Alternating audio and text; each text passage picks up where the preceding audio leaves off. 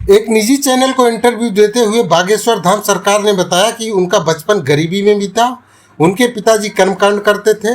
उनके घर में बहुत गरीबी थी। मैं घर में सबसे बड़ा था। त्यौहार में छोटे भाई बहन को नए कपड़े और ठीक से भोजन की व्यवस्था नहीं कर सकता था। मेरे दादाजी शुरू से ही बालाजी के भक्त थे।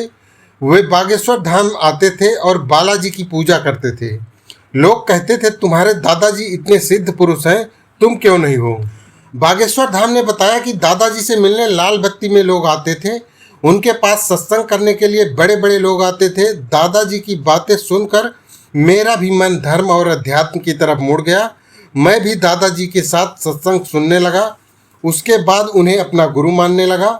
उनकी बातों को मैं सुनता।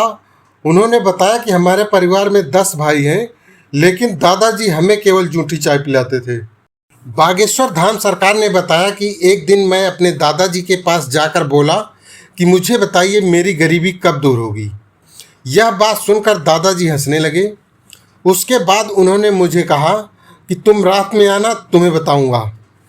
उस समय मेरी उम्र करीब 9 या 10 साल के करीब थी। बागेश्वर धाम सरकार ने कहा कि दादाजी की बातें सुनकर मैं वापस आया और रात का इंतज़ार करने लगा।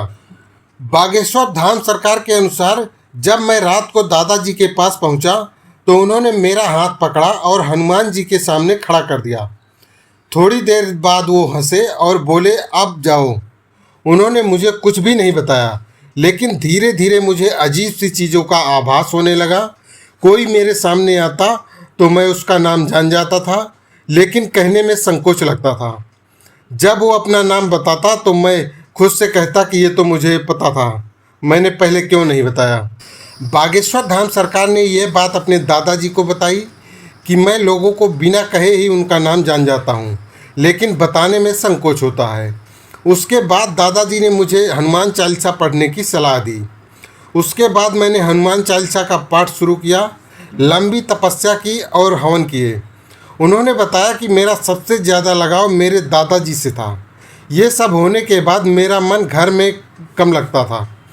मैं बालाजी की सेवा में अपना जीवन व्यतीत करने लगा।